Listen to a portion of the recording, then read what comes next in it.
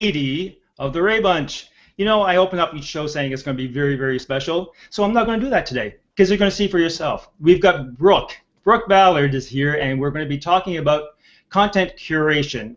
Brooke wrote this amazing article for Mark Schaefer's blog post, which inspired me to use this as a topic this week. And so I'm not going to waste a lot of time because there's a lot to talk about content marketing and curation and what is it and what makes it different than just link dumping stuff out there, and how does it fit into your content strategy. So we're going to start with, I'm going to start with just going down the panel very quickly. If everybody could just say a quick hi, because then we're going to get to our special guest star. Take care. So we're going to start with Scott this time. Scott. Okay. Well, this is going to be very special for me because it's been a while since I've been in the same film strip as Brooke, and it's always a lot of fun. So let's get to it. Okay, well, there you go. Do you want to say anything about yourself, who you are, where you live, well, how old you are, what's your favorite color, what do you wear in bed? Well, 1 out of 3 is not bad. How about okay. the Scott from the Scott treatment, and cloudy and beautiful in Seattle. Okay. Thank you, Scott. Randy. Hi, I'm Randy Bowden. I'm 103, boxers. It's about 90 degrees in Georgia where I live, and I'm glad and welcome Brooke back, or glad to see and welcoming Brooke back to the Ray Bunch table. Yeah, I'm excited to see her as well. Jess. Ray, Brooke, everybody. What was your tea this morning, Jess? I'm still drinking it. It's bulletproof, baby. Bulletproof. Okay. And I'm from Seattle, and when people work with me, we identify, I help them identify blind spots so they can take their next best action, and that's one of the things I like about what Brooke does, and I'm excited about our conversation today. I am too, because after listening to what you did last night that you shared with us in the green room, I tell you, cheers. What you guys are missing. All right, so BL, are you okay? You were running some. I don't know. Can you hear me? I hear you. Yes, you're coming in very clear, and you but look I very clear. don't see anybody. This is so weird. Okay. Anyhow, here I am in New York City. It's a cloudy, horrible day, and that's the way it is. But nothing's working for me on this Hangout, so you can hear me, but that's it. Well, you can be seen and you can be heard, so I guess that's the important part. Yeah, you're working fine, BL. Thank you. I don't know. You guys are frozen for me, so okay, it will come back. I can't mute myself. I'm sorry. So maybe you can mute me. Oh, okay. So maybe I can get Scott to be my muter. so let's start the show. Okay, first of all, I'm going to introduce you to Brooke, or actually let her introduce herself, and then we're going to go to the first question. So, Brooke, you want to say something about yourself? Who are you? What you up to? I am Brooke Ballard, and owner and chief digital strategist for B Squared Media. We help our clients with digital marketing, and our mantra is think conversation, not campaign. So we really try to underscore the importance of conversation online and relationship building more so than the campaign. Excellent, thank you. Okay, so we're going to cut to the first question. So, Brooke, great article. The article wasn't about content curation, but you had the last section that addressed that, and you gave a definition for content curation, and I'm going to basically just quote you here. Curation is the act of analyzing, organizing, and/or summarizing. Do you want to add anything to that? Yeah, I just, for us and the way we do things, we actually don't even call it curation. We call it think conversation content, because our goal is to analyze it, summarize it, and give a reason as to why we're sharing it, which I think is a very important aspect of curation and not sharing kind of thing. Okay, so how would that be different than, okay, let's take the two words that I think that people are confused about a lot, I think, is the content curation as opposed to aggregation, the collection of content, and then the curation, which is, as you said, you analyze, summarize, and add your own commentary too, and give reasons why. Can you give us an idea of what's the difference between those two, and maybe an example of two bloggers or two sites that do them? Yeah, so I think honestly the first is sharing. So we can turn around and I can retweet something that you put out there, Ray, but not ever read it, right? That's sharing. To me, that's the first step. Aggregating, I think, is something like, so you guys know Sandrine Mormont. Her name's French, so I'm butchering the name. Ray, you probably. Oh, Sandrine, yes. She's a Canadian, yes. Yes. She actually does a great job of aggregating content, which is where she takes several different pieces of content on a certain topic and then creates her own piece of content, just sharing that content.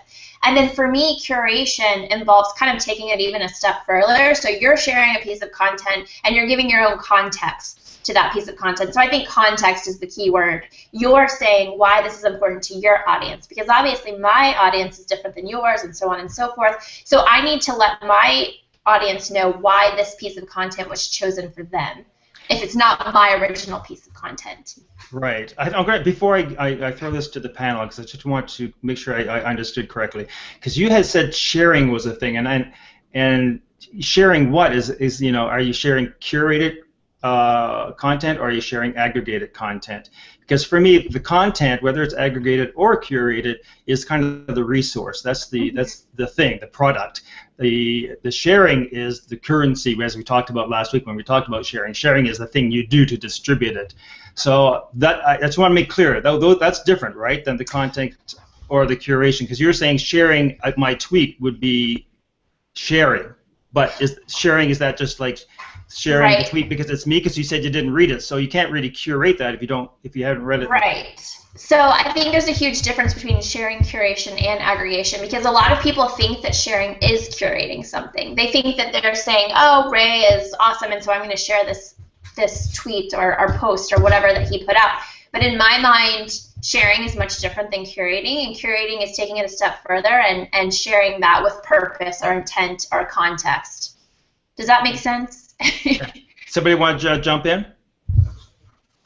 Yes, BL. Oh. I'm sorry. I have to unmute you. 1 sec here. I can't think. Why can't I can't unmute you, BL. Okay, let's go to someone else, and then I'll try to figure out how to unmute you. Randy. I think Brooke nails it. I mean, it can be some semantics about definitions of words, and you can get down and just micro dissect these things to death. But what Brooke said to me, and what resonates to me, is Brooke has a business plan, and how she handles content, if it is beyond her own creation, she makes it have the B Squared Media stamp of approval on it. In other words, she's gone out there and she has aggregated it, she's sourced it, she's found it, but she's read it, understands it, and sees that there might be some significance, importance to some of her or a particular client of hers, and she shares that with them. So you kind of run these words together, but what Brooke views is, and what I think we've talked about this a lot. I mean, you know what your channel is, you know who your customers are, and you're looking for something that's going to be beneficial to them. You're not just pushing stuff out constantly, just randomly doing anything, just to be on the highway of social media or something like that. You want to add to that? I like everything that's been said so far, and when we go back to Brooke's hashtag, think conversation, we know we're doing it right or not, and I say we, meaning me or you know you're doing it right or not when you're looking at, are you actually having conversation? Is it that revolving door that allows people to come back and ask a question or share it out with their own comment? And if that's not happening, then there's the tweaks. There's a problem there. There's an issue that can be dug into to figure out what to shift and what to change. Maybe just a degree. Okay. To see a different result. Yes, I'm back somehow. Yay! We can hear you. Well, I thought that the post, Brooke, was really exceptionally wonderful, and I keep a list on Twitter of people who are content curators, and I ignore those people, because to me the content curators are the people who share unread, they just share headlines. If I'm going to share something, or if I'm going to share something for a client, I'm going to go in, I'm going to read something there that means something about that article and gives people a reason why they should read it. To me, that's curation, and I think you're defining that as sharing. So, but to me, 90% of it should be created and original content. And, I know that everybody's exhausted from the sheer volume of all of it, but we had this conversation in the past where, if you do this for yourself, people who find what you say interesting will engage with you. I'm going to, because I was going to ask that question, and Sally Sue Ember just kind of asked it for me. And I want to get back to that sharing thing, because, Brooke, that's still kind of confusing me a little bit, because I don't see sharing and curation and stuff in the same thing. Sharing is the method of distributing it. Curation is the project again. But Sally Sue's asking, let's talk about why some people curate or share. See, again, she's using the curate and share in the same thing, versus create. So, BL, you're saying that you think it's better to create content. I do. Is there an advantage over that and curating? Well, in my opinion, curating and sharing are slightly different. So, we're getting into semantic differentiation here. But none of us have the ability to compete, for example, with Copyblog or somebody who has 40 people writing for them on a daily basis. Sorry about the sirens. New York City at its finest. But, I used to post 10 times a day when I started blogging. There's no way I can do that now. I'm working. Yeah, that work thing gets in the way all the time. Brooke. What if you're? And I'm gonna ask Brooke a question, please.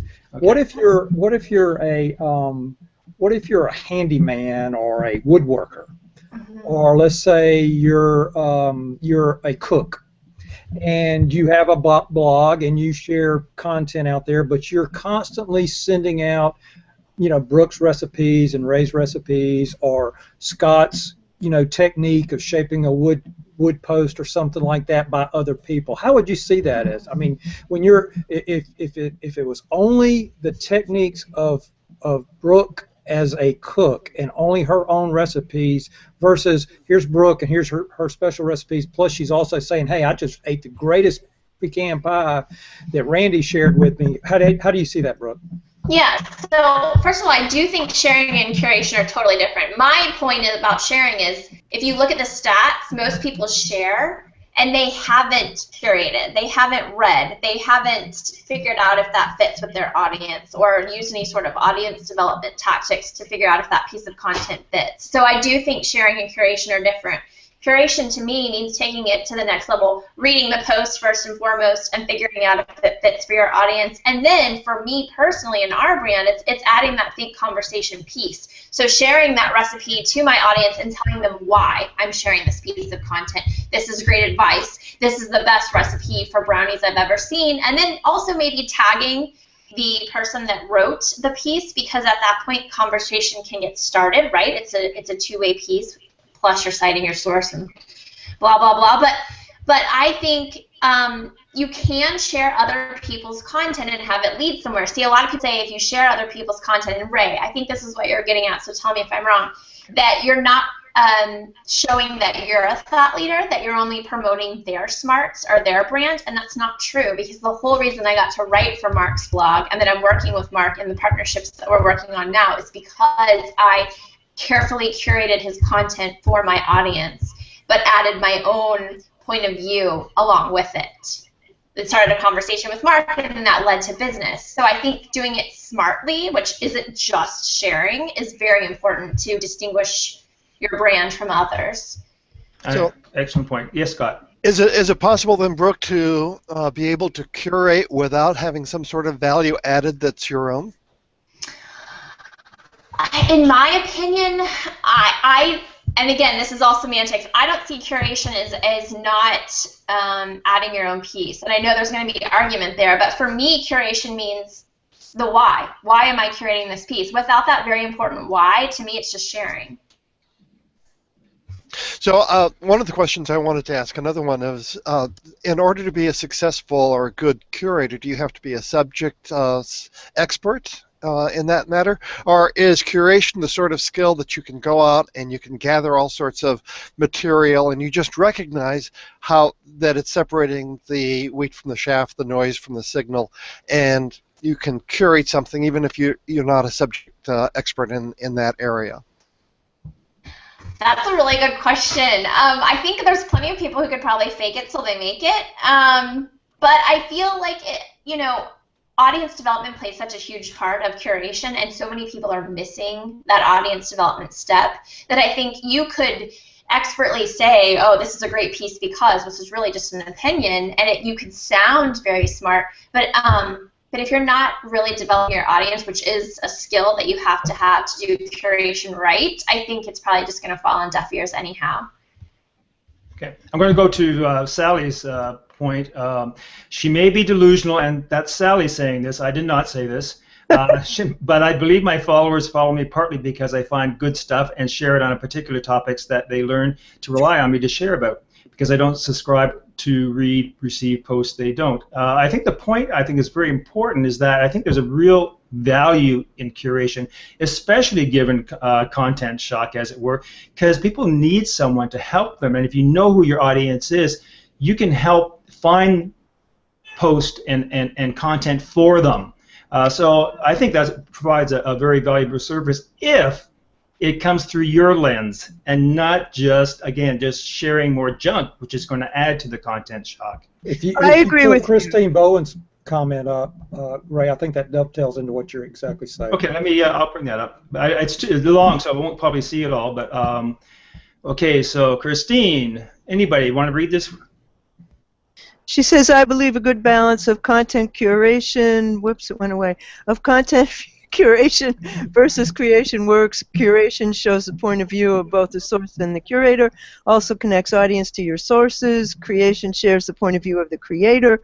Both should be consistent with the brand message, and that's too long. Yeah. Relevance to audience. Relevance to audience. Okay, cool. Yes. I mean, I think that's exactly what you're saying, Randy. It does dovetail into what we were saying.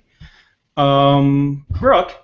Yeah, I mean, I agree with everything everyone's saying, so I'm not sure why I'm delusional, but hey, I mean, to each his own. But yeah, I mean, I think curation I do use curation. Curation has actually led to me getting business deals, so I'm not against curation at all, but I am against blindly sharing and creating more noise. Yeah, and first of all, I don't think the delusional was referring to you, Brooke. it was sounding that she may be delusional. But I've been called delusional often. So I'm going to go to the point that you made about content, what is it achieving? And I think we're all on the same page here. I think we all agree that there's a place for content curation, and there's a balance, and the important thing is knowing your audience. I think where it gets into a problem is flooding and adding to this content shock that that we have. So you're saying, what is content curation achieving? Are you building authority? So can you build authority through content curation, Brooke? I think you can if it's done correctly, and just like some of the commenters have mentioned, it's a fine mix. There's a fine line, because if all I see that you do is share other people's content or retweet, or you don't have any of your own original content, there's not going to be any way for me to connect with your brand or your brand messaging. So I mean, like I think it was Randy said, what we try to do, or maybe it was Jess, we really do try to find content that fits with our brand and our brand messaging, so that when we share it, it's very aligned with exactly what we would say. Or if it's not aligned, then we'd say, wow, this really has it wrong. What do you think? Let's talk about it.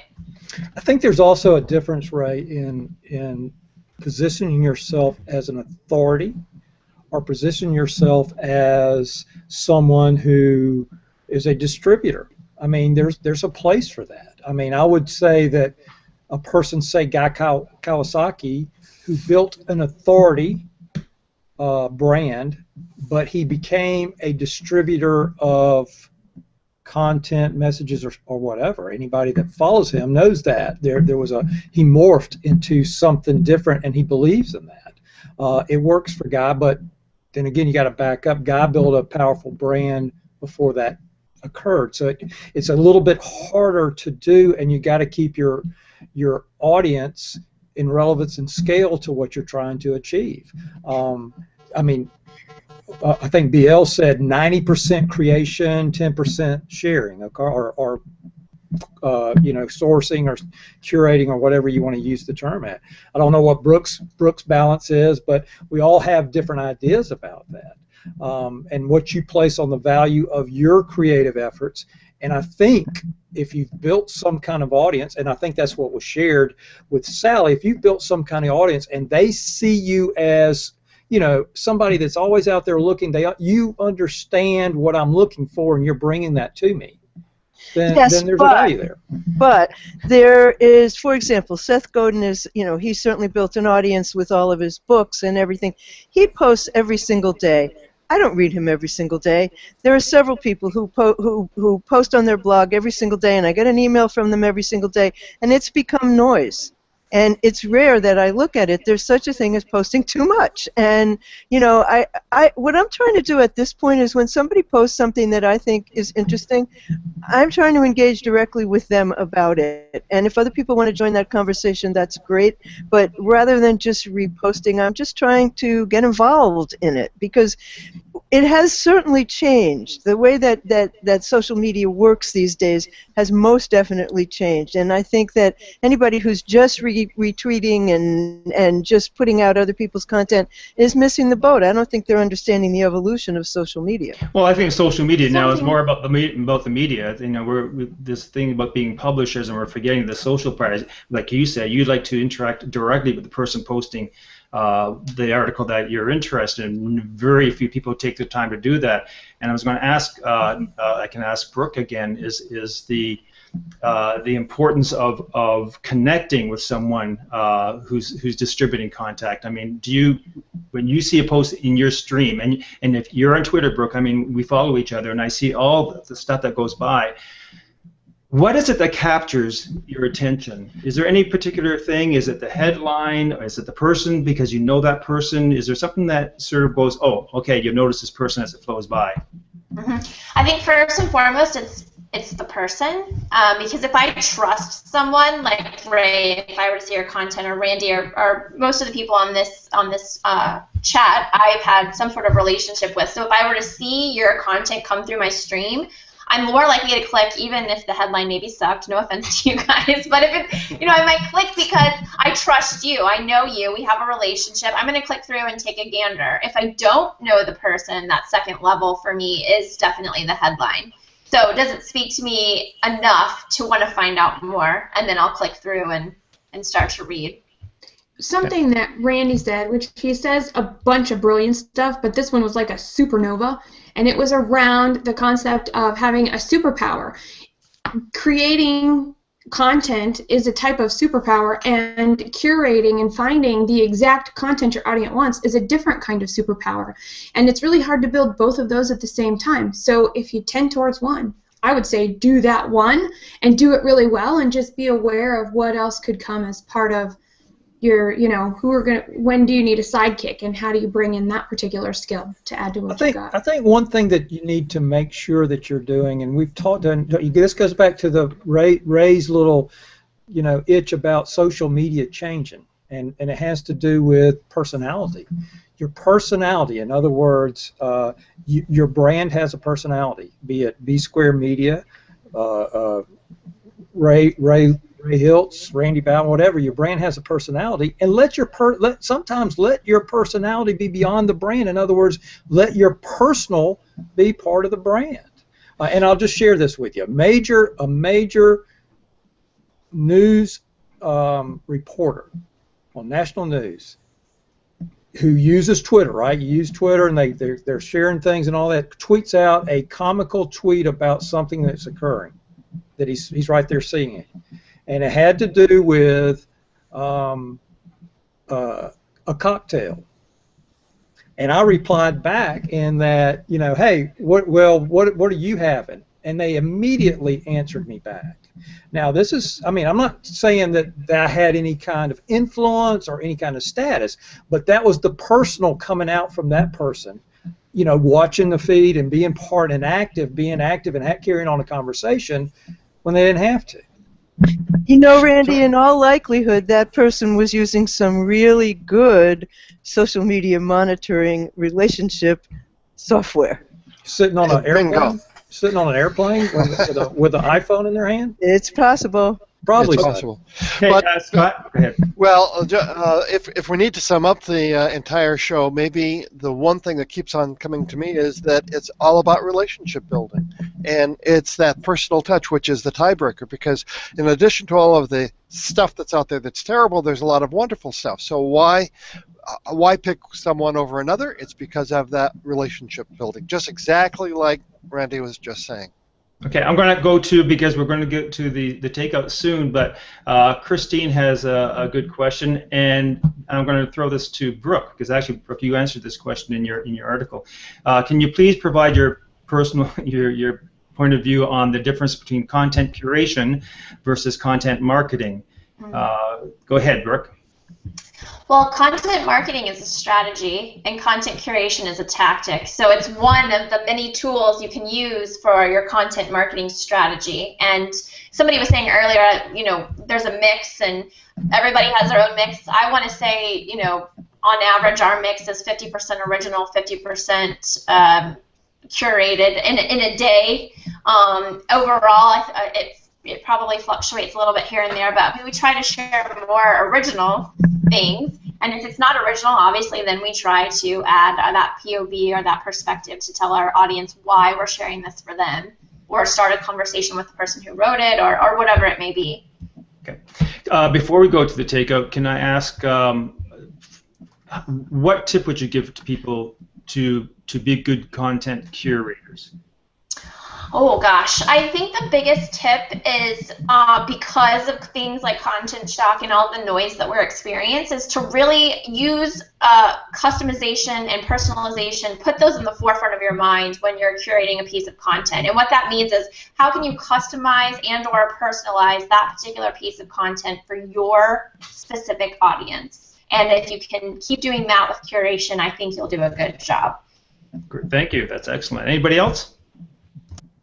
Okay, we're going to go to the lunch takeouts, and this is the portion of the show where we do our own content curation by sharing posts and articles and hangouts on air, basically resources for you to dig into the topic further. So they all sort of have to do with the topic of the day, and today, of course, that topic is curation. So I'm going to start with Jess. Jess, what's your takeout? My takeout is the 8 best practices for content curation that one of our very good friends, Jim Dougherty, wrote, and I really liked step 5 and step 6 in his. Actually, number 6 was my favorite, so check it out. Taking what somebody else made, understanding the value in it, and then putting a little bit more, adding that own little bit of spark and sharing it back out for the context and the conversation opportunities that have been discussed here. Thank you very much, Jess. Scott, what you got? Okay, sure. Mine is Heidi Cohen's Actionable Marketing Guide, and this is something I ran across a while ago. 12 attributes of a successful content curation strategy. The first 3 have defined measurable goals, targets a specific audience, and contains red meat content, not filler. And then there are others. I'm a vegetarian. Ooh. Okay, so we got Randy next. I found an article from Michael Seltzer's Social Media Examiner. Social sharing habits. New research reveals what people like to share. It's one of those articles that's filled with facts and figures that a lot of marketers like to delve into and figure out, but it's got some great stuff on times of day of sharing and pickups and things like that. So it's a pretty helpful article. I thought I would share it with the audience. It fits today's conversation. And I thanks, because having read this, first of all, there is a tons of good information there, but I was surprised by what kind of posts people share. You're saying the what, and I always thought, you know, hows and lists would be sharing more. But the other point that was interesting, and I added it to the graphic here, is the platform that people share on. That tablets and smartphones are really gaining ground on desktops for sharing. And I was going to ask Brooke, actually, What do you think? Knowing a little bit about Brooke's background and her studies when she was at university, I mean, this article, she's keen on this stuff right here. So. Well, good, because I'm going to ask her a question on what impact does this, this increase in mobile have on curation? Is it easy to curate on mobile? Is it going to increase curation, or is it just going to add to the content noise because it's so easy to text and share something? Yeah, that's a really tough question, because I think personally, and I'm a little more old school in my sharing habits. I'm a desktop girl, believe it or not. I only use mobile on the go, but I think it's actually going to make the whole curation versus just sharing or just putting out noise a lot harder. And that's just my opinion. But I think when I'm using mobile and I'm on mobile, you're just in a hurry in general, I feel like, and texting a long explanation or giving your side of the story, it takes a lot longer. So I feel like it's going to be a lot harder. Yeah. Wow, I'm sorry, Brooke, but when you said you're a desktop girl, I just couldn't get desktop girl. Now you're living in a mobile world. Okay, I know. You got somebody else to share? You got another Yes, piece? I do. Okay, I'm sorry. I've got myself, so I'll do mine as quick as Peg Fitzpatrick has a really good, actually, how to feed the content monster, which goes to what we're saying about adding to the content chalk. But there's lots of great ideas on why you should share, what kind of things you share, and how you share on different platforms differently. So I recommend that. That's on pegfitzpatrick.com. And BL? Well, Peg does a lot of the sharing for Guy Kawasaki, actually. So she's a consummate sharer. I actually went back to a post on my own blog from 2011 with a study of how often should you share on Facebook, and the study concluded that less is more. And given the algorithm changes on Facebook, all of it is nothing anymore. So, but I do think that less is more to the large degree, and the place where I think more is possibly Twitter. Other than that, I think less is more, and you should speak when you have something to say. Whoa, what concept that is. Randy, did you have something to add? Well, just before you close, I wanted to again welcome Brooke back. She's an old friend of Ray's bunch, and we used to enjoy quite a few conversations together. So it's good to see her. But since she has not been at the table, Brooke has relocated to the countryside, and she's become a country girl. She has horses abound and acreage to maintain, and she's smelling the good life every day when she gets up and drinks her coffee. I just wonder what it's like to wake up and to sit by a koi pond and enjoy the fresh sip of coffee. Brooke, can you share that with us? He said he would find a way to bring up the koi ponds, and he did. Well, it's lovely, actually, and when the waterfall is working, it's even more lovely. So yeah. But you're glad you're in all honesty. I mean, home ownership has its downside sometimes, but being in the country has been a great thing for you, huh?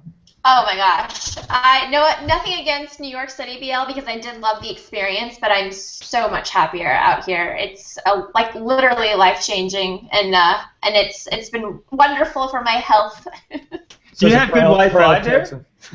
I was born here, and I lived in the country, and all I wanted was to get back to the city. Now, see, she's a real uptown gal. Yeah. Oh, now we've got another song. Well, thanks, guys. That was a fun show. And Brooke, anytime you want to come back and join us, just to have lunch on a Tuesday with us would be great. So thank you, everybody. That was a super show about curation. If you have any questions, leave them on the event page, and we'll get back to them as soon as possible. BL's going to leave her tip and her post on the event page as well. We'll see you next week with episode 81. Take care. Have a great weekend. Bye-bye.